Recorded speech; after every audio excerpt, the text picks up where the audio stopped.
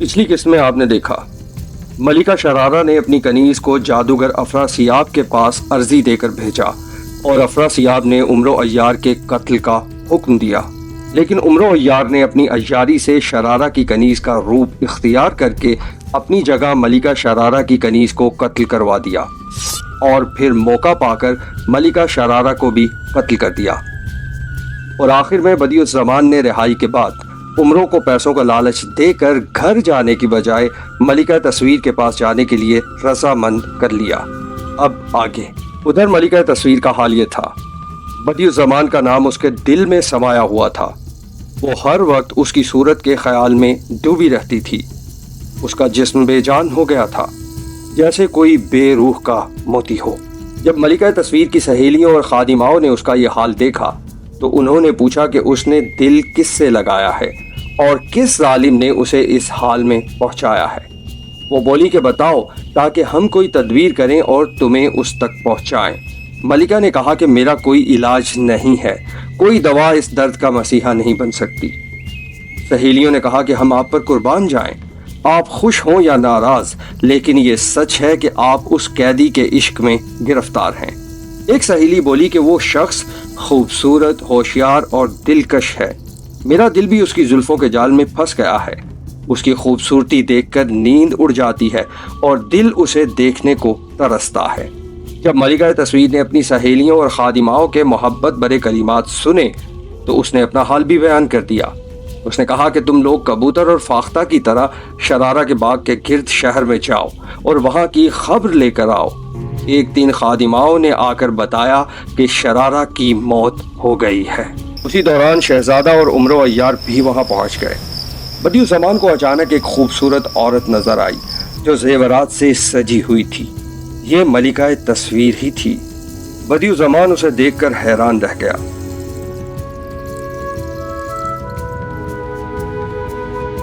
मलिका तस्वीर ने आगे बढ़कर शहजादे का हाथ थामा और कहा, ऐ शहजादे, आपके आने से मुझे बहुत खुशी हुई है।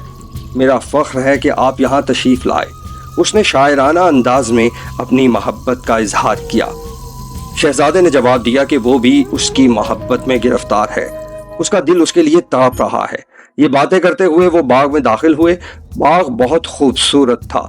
हर तरफ हरियाली, रंग बिरंगे फूल और दरख्तों की छाँव थी। हवा ने बाग को और भी दिलकश बना दिया था। हर तरफ खुशबू फैली हुई थी, जैसे फूलों ने अपनी महक खोल दी हो। नहर का पानी आईने की तरह चमकता था, जिसमें बाग की खूबसूरती झलकती थी। दरख्तों ने अपनी हरियाली से सबको मुतासिर किया। बाग में एक मसनूई आबशार बनाई गई थी, जिसमें जवाहिरात की तरह चमकते पत्थर लगाए गए थे। जब हवा चलती तो खुशबू फैल जाती और पूरा बाग मुअत्तर हो जाता। शहजादा इस खूबसूरती को देखकर हैरान रह गया और बाग की तारीफ किए बिना न रह सका। बदिउज़्ज़मान और शहजादी एक खूबसूरत बाग में बारादरी में दाखिल हुए, जहां ऐशो इशरत का सामान मौजूद था। एक तरफ शराब की कश्तियां रखी हुई थीं, दूसरी तरफ सुनहरी मसहरी जवाहिरात से सजी हुई थी। फर्श पर कालीन बिछे थे और मकान को फूलों और दरख्तों से सजाया गया था। शहजादी शहजादे को नहर के किनारे एक बंगले में ले गई। वहाँ हर तरह का सामान मौजूद था। एक शानदार मसनद तैयार थी जो दुल्हन की तरह सजाई गई थी। शहजादा और शहजादी ऐशो इशरत में मसरूफ थे। अचानक नहर का पानी हिलने लगा और एक भयानक देव निकल आया। देव ने शहजादे पर हमला किया, लेकिन शहजादे ने तलवार से उसे 2 टुकड़ों में काट दिया। देव के टुकड़े नहर में गिरे, लेकिन थोड़ी ही देर में वो जिंदा होकर फिर से निकल आया और हमला किया। शहजादे ने दोबारा उसे काट दिया, लेकिन वो फिर जिंदा हो गया। शहजादी की वजीरजादी नरंग जादूगर ने बताया कि ये देव 7 बार मरेगा और 8वीं बार जिंदा होकर नाकाबिले शिकस्त हो जाएगा। इसे मारने के लिए एक खास कमान और 3 जादुई तीर एक कोठरी में रखे हैं जो शरारा जादूगर ने बनाए थे। अगर ये तीर देव के सर पर लग जाएं तो वो मर जाएगा, वरना वो नाकाबिले शिकस्त हो जाएगा। शहजादी ने पूछा कि वो कोठरी कहाँ है। नरंग जादूगर ने बताया कि शरारा जादूगर ने उसे जादू से छुपाया था, लेकिन अब वो मर चुकी है तो शायद कोठरी नजर आ जाए। उसने शहजादी से कहा कि वो उसके साथ बारादरी में चले ताकि कोठरी तलाश की जाए। تصویر جادوگر اور نیرنگ جادوگر بارادری میں آئیں اور وہ کوٹری دیکھی جو پہلے کبھی نظر نہیں آئی تھی۔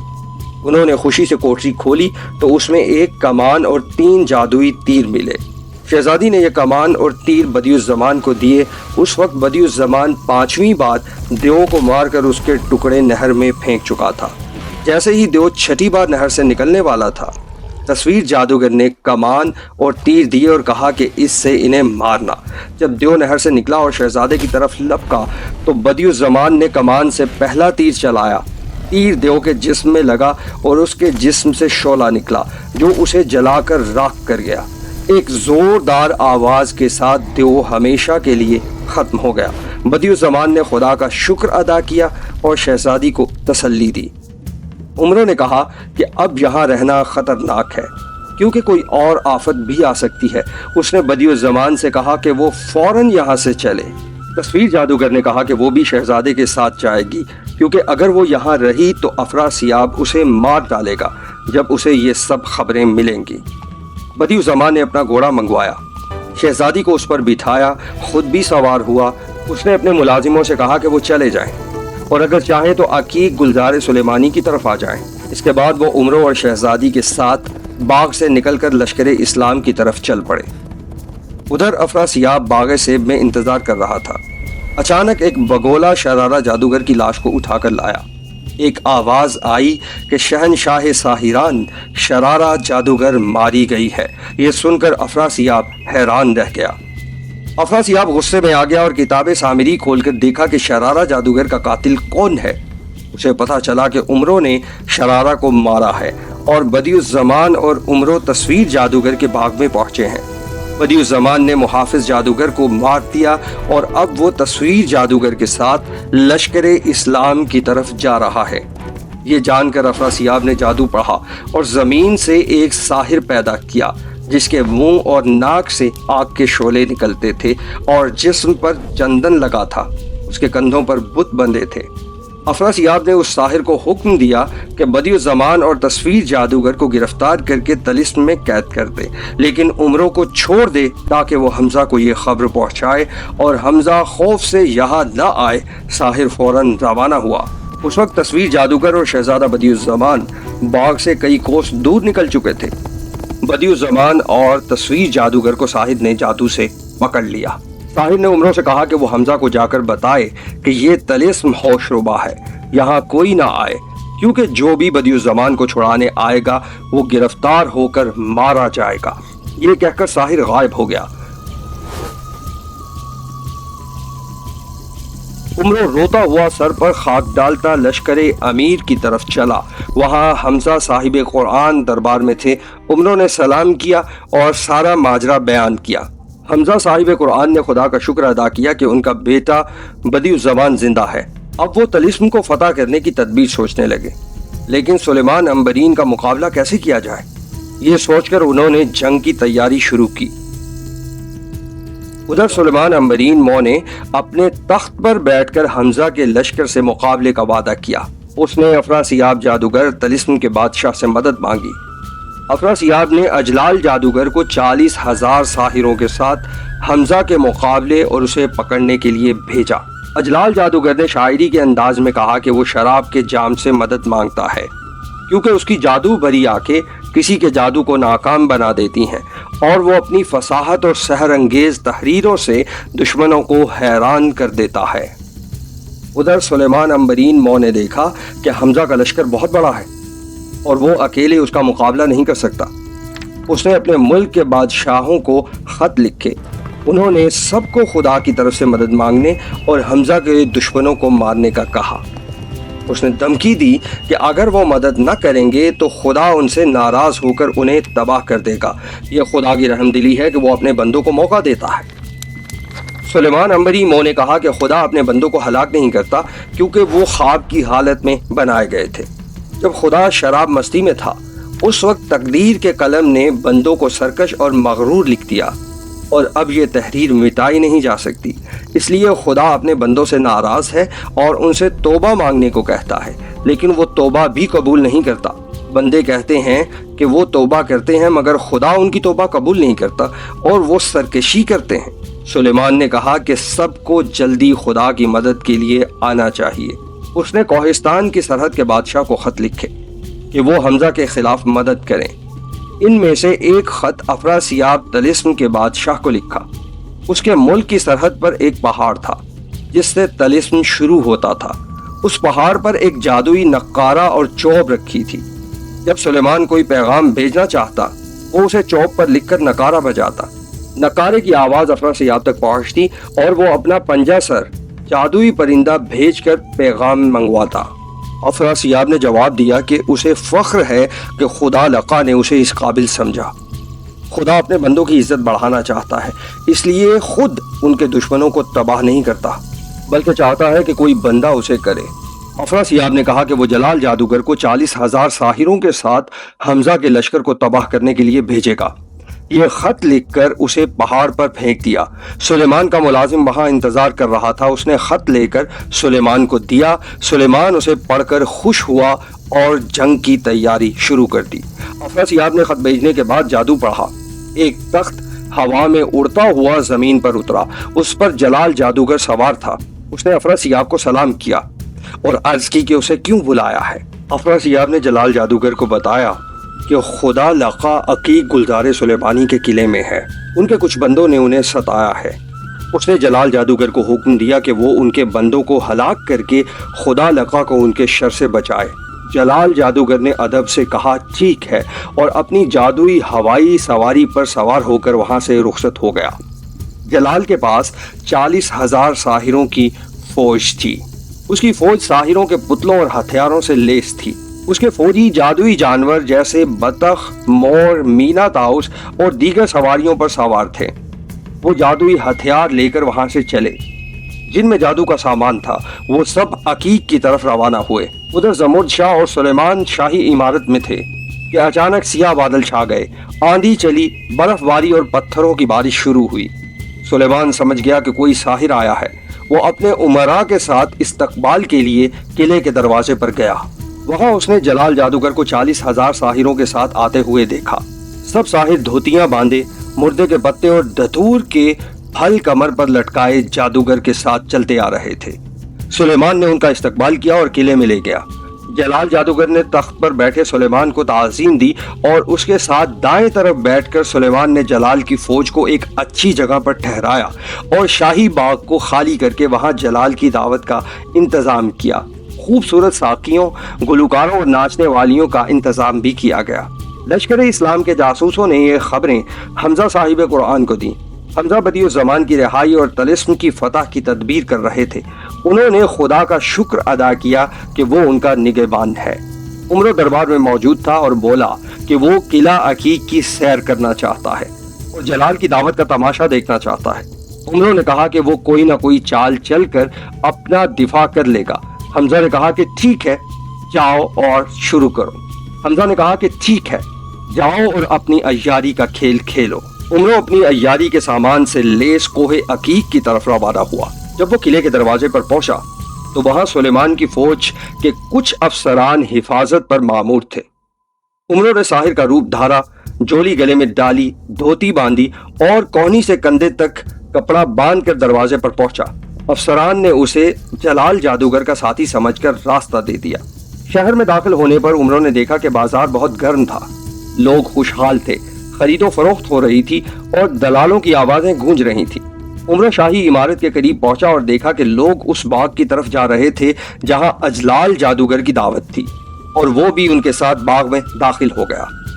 باغ بہت سرسبز اور خوبصورت تھا، پھولوں اور پھلوں سے بھرا ہوا تھا۔ نہر کے کنارے قالین بچھے تھے، چراغ جگمگا رہے تھے اور اجلال جادوگر مسند پر بیٹھا تھا اور سلیمان اس کی خاطر تواضع میں مصروف تھا۔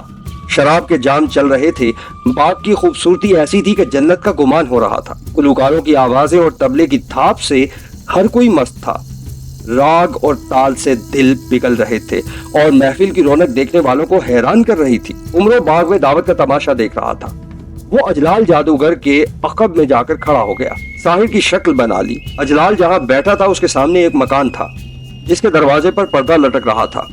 اس پردے سے ایک خوبصورت عورت بار بار جھانک کر اجلال کو دیکھتی تھی اور اجلال بھی اس کی طرف دیکھتا تھا۔ महफिल के लोग नाच गाने में मसरूफ थे। किसी ने उस तरफ तवज्जो नहीं की। उमरों ने समझा कि ये बाग शायद सुलेमान के महल से मिला हुआ है और ये औरत शायद सुलेमान की बीवी या बेटी है। उमरों पर्दे के करीब गया। एक खादिमा वहां से निकली। उमरों ने उससे कहा कि वो बादशाह की बीवी से मिलना चाहता है। खादिमा ने बताया कि पर्दे के पीछे शहजादी नसरीन अम्बरीन मो है, सुलेमान की बेटी, और बादशाह की बीवी दूसरे कमरे में है। उमरों ने कहा ठीक है और वहां से हट गया। उसने समझ लिया कि पर्दे के पीछे शहजादी नसरीन है जिसे अजलाल देख रहा है। उमरों ने बाग के एक कोने में जाकर चौकीदार की शक्ल इख्तियार कर ली। उसने पगड़ी और सोने चांदी का झुमका हाथ में पकड़ा। सफेद दाढ़ी लगाकर वो पर्दे के करीब दीवार से टेक लगाकर खड़ा हो गया। जब नसरीन ने पर्दा उठाया और उमरों को देखा तो वो घबरा गई। उमरों ने कहा कि वो बादशाह से कह देगा कि नसरीन अजलाल से इशारे कर रही है। नसरीन डर गई कि ये चौकीदार उसके बाप से शिकायत न कर दे, इसलिए उसने झांकना बंद कर दिया। अजलाल ने देखा कि अब पर्दे के पीछे एक बूढ़ा चौकीदार खड़ा है। वो बेकरार हो गया और चाहता था कि चौकीदार को हटाए, लेकिन डर था कि अगर सुलेमान को पता चला तो वो नाराज हो जाएगा। जनाना ड्योरी से क्या काम। अजलाल खामोश रहा लेकिन बेचैन था और उमरों की तरफ देखता रहा। उमरों ने इशारा किया कि वो उठकर अलग चले तो वो उससे कुछ कहना चाहता है। जलाल ने समझा कि ये चौकीदार शायद नसरीन का राजदार है और उसका पैगाम लाएगा। वो सुलेमान से इजाजत लेकर उठ खड़ा हुआ। अजलाल जादूगर ने किसी मुलाजिम को साथ नहीं लिया और उमरों को इशारे से बुलाया। उमरों अजलाल के पास आया। अजलाल उसे बाग के एक कोने में ले गया और पूछा कि उसने इशारा क्यों किया।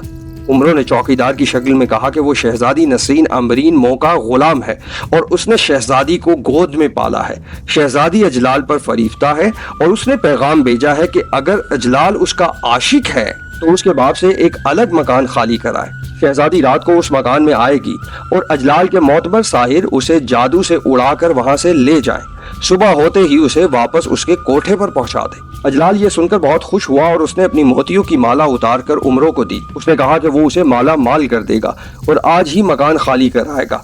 कल वो शहजादी को बुलाएगा। उमरों ने कहा कि ठीक है, मकान खाली कराने की तदबीर करें। अजलाल खुशी से महफिल में वापस आया और नाचने लगा। उमरों पर्दे के पास वापस गया और सुलेमानी चादर ओढ़कर पर्दे के अंदर चला गया। वहां शहजादी नसरीन अपनी चंद खादिमाओं के साथ कुर्सी पर बैठी नाच देख रही थी। उमरों ने चादर से अपना हाथ, पांव और सर जाहिर किया और बाकी जिस्म गायब रखा। उसने शहजादी से कहा कि वो बेसर का शहीद है और उसे खा जाएगा। शहजादी और खादिमाएं डर कर जमीन पर गिर पड़ी। उमरों ने उन पर बेहोशी का गुबार छिड़क दिया। सब बेहोश हो गईं। उसने कमरे के दरवाजे बंद किए और शहजादी की शक्ल बना ली।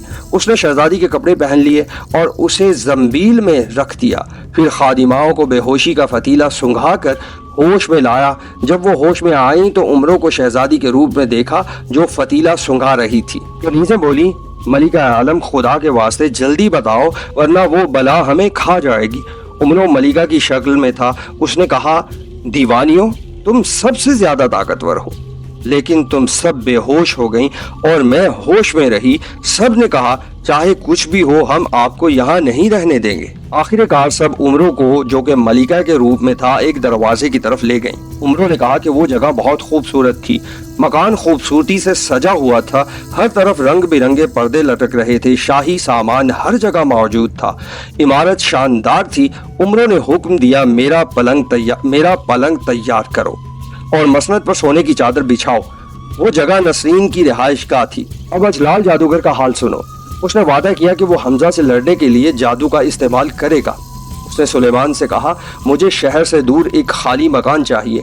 सुलेमान ने फौरन हुक्म दिया कि शाही बागात में से एक खाली मकान को सजाकर तैयार किया जाए। मुलाजिमीन ने फौरन एक मकान खाली करके उसे शाही सामान से सजाया। इत्तेफाक से उमरों का बेटा चालाक भी इस किले की सैर के लिए आया। वो उमरों के पीछे इसलिए आया कि अगर उमरों किसी मुसीबत में फंस जाए तो वो अपनी चालाकी से उसे बचा ले। चालाक ने देखा कि मुलाजिमीन अजलाल के लिए सामान ले जा रहे हैं। वो एक मजदूर की शक्ल बनाकर उनके साथ शामिल हो गया। उसे एक शय दी गई कि वो उसे मकान तक पहुंचाए। चालाक वो शय लेकर उसे बाग के मकान में ले गया और मुलाजिमीन से कहा कि अगर कोई और काम हो तो मुझे बताओ ताकि मेरी पूरी मजदूरी मिल जाए। उन्होंने कहा, ठीक है, तुम जाकर अजलाल से पूछो कि मकान हस्बे हिदायत तैयार कर दिया गया है, कुछ और चाहिए तो बता दे। अचानक अजलाल ने मुलाजिमों से कहा कि पलंग को ठीक करो। मुलाजिमों ने चालाक समेत कुछ मजदूरों को बुलाया और हुक्म दिया कि पलंग वगैरह को छत पर ले जाओ। चालाक मजदूर के साथ सामान लेकर छत पर गया। वहां कीमती फर्श बिछाया गया था। जब सब कुछ तैयार हो गया, मुलाजिमीन नीचे गए। चालाक ने मौका देखकर पलंग के नीचे छुपकर अपना सामान छुपा लिया। मुलाजिमों ने बाकी मजदूरों को मजदूरी देकर रुखसत किया और कहा कि एक मजदूर बाद में अपनी मजदूरी लेने आएगा। मुलाजिम ने अजलाल से जाकर कहा कि सब सामान तैयार है। उस वक्त सुबह हो चुकी थी और सुलेमान की दावत का जलसा खत्म हो गया था। अजलाल अपने 2 जादूगर साथियों इंतजाम जादूगर और मुनसरिम जादूगर के साथ उस बाग के मकान में आया। बाग बहुत खूबसूरत था। हर दरख्त फलों और फूलों से लदा था, गोया जन्नत का मंजर था। अजलाल रात भर जागने के बाद पलंग पर सो गया, जबकि उसके दोनों साथी बाग में सैर करने लगे। उधर उमरो, जो मलिका नसरीन की शक्ल में था, दिन भर कनीजों से मलिका के कपड़ों और जेवरात मंगवाकर सजने संवरने में मसरूफ रहा। शाम को उसने हुक्म दिया कि छत पर पलंग तैयार किया जाए ताकि वो चांदनी रात का मजा ले और वहीं आराम करे। फौरन पलंग सजाया गया, फूलों की ओट लगाई गई, गुलाब और क्योड़े के इत्र की शीशियां खोल कर रखी गईं और गुलदस्ते सजाए गए। सब ऐशो आराम का सामान तैयार किया गया। कनीजों ने कहा कि ख्वाबगाह तैयार है। उमरो, जो मलिका की शक्ल में था, कनीजों के साथ छत पर आया। उसने कुछ मेवे मंगवाए, खाए और पलंग पर बैठ गया। वो इतना खूबसूरत लग रहा था जैसे चांद आसमान से चमक रहा हो। मलिका नसरीन की खूबसूरती देखने वालों को हैरान कर रही थी। उसके हाथ पांव में जेवरात चमक रहे थे और मांग में मोतियों की लड़ी जैसे कहकशाओं का रास्ता दिखा रही थी। कनीजें उसकी खूबसूरती पर फिदा थी। कनीजें रात तक खेल कूद में मसरूफ रहीं। जब रात गहरी हुई तो उमरों ने दुपट्टा मसनद पर डालकर सोने का बहाना किया, लेकिन वो जाग रहा था और इंतजार कर रहा था कि अब क्या होता है। उधर अजलाल ने रात के पहर में अपने दोनों साथियों इंतजाम और मुनसरिम से कहा, एक राज की बात बताता हूँ, अगर तुम उसे राज रखो और मेरा काम कर दो तो मैं तुम्हें मालो दौलत से नवाज दूंगा और कल तुम्हें अपना सिपा सालार बना लूंगा। दोनों ने कहा, हुक्म दीजिए, हम अपनी जान भी कुर्बान कर देंगे, जो फरमाए हम करेंगे। उसने कहा, मैं मलिका नसरीन पर आशिक हूँ और वो भी मुझ पर फरीफ्ता है। उसने वादा किया कि वो अलग मकान में मेरे साथ मिलेगी। वो अब कोठे पर सो रही है जहाँ दावत और नाच हुआ था। तुम जाओ, उसका पलंग उठाकर यहाँ ले आओ और जो औरतें उसके पास सो रही हो उन्हें जादू से बेहोश कर दो ताकि कोई जाग ना सके। इंतजाम और मुनसरिम ने कहा, ये कोई बड़ी बात नहीं, हम अभी हुक्म बजा लाते हैं।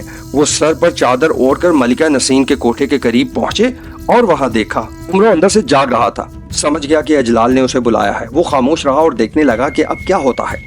साहिर पलंग उठाकर एक लम्हे में अजलाल के पास ले आए और उसे फर्श पर रख दिया, जबकि उसकी कनीजों को बेहोश कर दिया। अजलाल अपने दोनों साथियों इंतजाम और मुनसरिन से कहता है, अब तुम दोनों नीचे कोठे पर जाकर आराम करो और किसी को कुछ मत बताना और मेरे बुलाए बगैर यहाँ ना आना। दोनों ने हुक्म माना और नीचे चले गए। उन्होंने आपस में मशवरा किया कि शायद अजलाल किसी काम के लिए बुलाए, इसलिए एक सोए और दूसरा जागता रहे। चुनाचा उन्होंने बारी बारी जागने का बंदोबस्त किया। उधर अजलाल मलिका के पलंग के करीब आया। जब उसने दुपट्टा हटाया तो मलिका के चेहरे से उसकी आंखें खैरा हो गईं। उसने ऐसी खूबसूरती पहले कभी नहीं देखी थी। मलिका का चेहरा चांद की तरह रोशन था। जिस्म पर नूर की चादर थी, बालों की लटें फूलों की मानन लहरा रही थीं और जेवरात उसकी खूबसूरती को दोबाला कर रहे थे। उसका जिस्म नाजुक और नफीस था, कमर ऐसे कि बयान में ना आए और पांव गुलाब के फूलों की तरह नर्म थे। वो ऐसे लग रही थी जैसे कोई परी चांदनी रात में चमक रही हो। अजलाल मलिका की खूबसूरती को देखकर मदहोशी में आ गया, लेकिन उसने खुद को संभाला और मलिका के करीब आया। उमरो जो अंदर से जाग रहा था करवट लेकर उठा और कनीजों का नाम लेकर पुकारा। अजलाल ने फौरन उसके कदमों में सर रख दिया और कहा, मैं कनीजों को नहीं जानता, लेकिन ये आपका गुलाम आपके हुजूर हाजिर है। आप जो हुक्म दे मैं पूरा करूंगा। मेरी मलिका। मलिका ने त्यूरी चढ़ाकर अजलाल की तरफ देखा, अपने बाल समेटे, जूड़ा बनाया, पांव पलंग से नीचे रखे और मुंह फेर लिया। अजलाल इस अदा पर फरीफ्ता हो गया। मलिका ने कहा, ये क्या माजरा है? तुम कौन हो? सज्जन हो या आसिफ? मुझे कौन लाया? ये मकान किसका है? अजलाल ने ताजीम से जवाब दिया, ये सब आपके हुक्म से हुआ है। मैंने चौकीदार की बात पर अमल किया और आपको यहाँ लाया। उसने सारा वाकया बयान किया। मलिका मुस्कुराई, दामन झटका, उठी और गुस्से से बोली, बेवकूफ साहिर, मैं पैदल अपने घर जाती हूँ। इस चौकीदार ने मुझ पर ये इल्जाम लगाया है। मैं तेरी आशिक हूँ, देखती हूँ उसे कैसी सजा दूँ। मैं अपने बाप को बताऊंगी और अफरासियाब को खत लिखूंगी कि तुझे सजा दे। अजलाल डर गया और कहने लगा, मलिका जरा ठहरे, मैं आपकी खिदमत में हाजिर हूँ, आप हुक्म करें, आपको आपकी ख्वाबगाह में पहुंचा दिया जाएगा। मलिका ने कहा, अपनी खिदमत अपनी माँ या बहन के लिए रख, अगर ऐसी बातें की तो सजा पाएगा। अजलाल ने हाथ जोड़कर कहा, मलिका जरा मसनद पर बैठें, मैं आपकी खूबसूरती देख लूं, मेरे लिए आपके चेहरे के सिवा कुछ नहीं। अजलाल उसके कदमों में गिर गया। अब कैफियत ये थी कि अजलाल जब हाथ बढ़ाता, मलिका कभी त्योरी चढ़ाती, कभी रूठती, कभी मुस्कुराती और कभी उसकी उम्मीदों पर पानी फेर देती। अजलाल की बेताबी बढ़ती गई। आखिर उसने बहुत मिन्नत की तो मलिका ने कहा, तू बड़ा बेवकूफ है, पहले गमजे करता है और दावत को बेमजा रखता है, औरत जात के इशारे को समझने की सलाहियत नहीं रखता। मलिका ने नाजुक हाथों से जान लिया, त्योरी चढ़ाई, सिसकी भरी और फिर शराब अजलाल पर फेंक दी। कहा, ये शराब मेरे काम की नहीं, तुम बादशाह कहलाते हो मगर टके का ठर्रा पीते हो। अजलाल ने कहा, यह शराब तो आपके बाप की बेची थी। मलिका बोली, अगर तुमने अच्छी शराब का एहतमाम किया होता तो क्या मुश्किल थी, तुम्हें बस अपना मतलब है। फिर मलिका ने अपने महरम से एक कलम शराब निकाला, चंद कतरे जाम में डाले जिससे शराब का रंग गुलनार जैसा हो गया। उसने जाम अजलाल को दिया और कहा, साकी गिरी हमारा काम है, ये जाम हमारे हाथ से पियो। अजलाल ने वो जाम लेकर पी लिया, लेकिन वो कतरे जो उमरों ने मिला दिए थे वो बेहोशी का बायस थे। अजलाल को चक्कर आया, वो बोला, ये शराब बहुत तेज है, और 2 कदम चलकर मुंह के बल गिर पड़ा, बेहोश हो गया। उमरों ने पलंग के नीचे से निकल कर देखा कि अजलाल बेहोश पड़ा है। उसने सोचा कि उसे कत्ल कर दे, लेकिन चलाक बिन उमरो जो पलंग के नीचे छुपा ये सब देख रहा था, बाहर निकल आया। वो हैरान था कि ये शहजादी कौन है जो अजलाल को बेहोश करके कत्ल करना चाहती है। फिर उसे समझ आया कि ये उसका बाप उमरो है। चालाक ने दिल से वाह वाह की, लेकिन जब उमरो अजलाल को कत्ल करने लगा तो चालाक ने रोक दिया और कहा, ए वालिद, इस साहिर को अभी कत्ल ना करें। साहिरों का कायदा है कि मरते वक्त शोर मचाते हैं, अगर आपने इसे कत्ल किया तो नीचे मौजूद इंतजाम और मुनसरिम जो पलंग लाए थे शोर सुनकर दौड़ेंगे और हमें पकड़ लेंगे। उमरो ने कहा, तू सच कहता है, लेकिन अब क्या करें? चालाक ने कहा, मैं मलिका की शक्ल बनता हूँ और आप अजलाल की सूरत बन जाएं। मैं पलंग पर लेट जाऊंगा, जैसे मलिका और आप इंतजाम और मुनसरिम को बुलाकर कहें कि पलंग वापस ले जाएं, अजलाल को जंबील में डालकर यहाँ से भाग जाएं, आगे जो करना हो सोच लें। उमरों को ये तदबीर पसंद आई। उसने अजलाल की शक्ल बना ली, चालाक ने मलिका की शक्ल बना ली और अजलाल को जंबील में डाल दिया। फिर वही कुछ किया जो कि चालाक ने कहा था। सुबह को उमरो अजलाल की शक्ल में था, अपने साथियों के साथ किले के दरबार में गया। वहां उसने सुलेमान से कहा कि ए खुदावन, क्या लश्कर हमजा को तबाह करने के लिए तैयार है? सुलेमान ने अफसरों को तैयारी का हुक्म दिया। उमरो जो अजलाल की शक्ल में था ने हुक्म दिया कि किले से बाहर निकलकर हमजा के लश्कर से मुकाबला किया जाए। फौज तैयारी में लग गई। जासूस दौड़कर दरबारों में आए और बताया कि अजलाल ने जंग की तैयारी कर ली है। सुलेमान का लश्कर और साहिरों की फौज किले के बाहर जमा हो रही है। उमरों ने अपने साथियों इंतजाम और मुनसरिम को हुक्म दिया कि एक जादुई रथ तैयार करें जिस पर वो सवार होकर मैदान जंग में जादू दिखाएगा। साहिरों ने फौरन एक शानदार रथ बनाया। दरवाज़ा खुला और फौज का जुलूस निकला। सबसे पहले हाथियों पर निशान लहराते हुए निकले, फिर 60,000 सवार जिनके हथियारों की चमक से आसमान गूंज उठा। उनके पीछे 70,000 प्यादा कमानदार जिन्होंने कमर पर तरकश बांधे थे जंग के लिए तैयार निकले। उसके बाद साहिरों की फौज आई जो शेर और ड्रैगन पर सवार थे, जादुई कुंडल और हल्के पहने सहर के अजीब करतब दिखाते हुए मैदान जंग की तरफ बढ़ने लगे।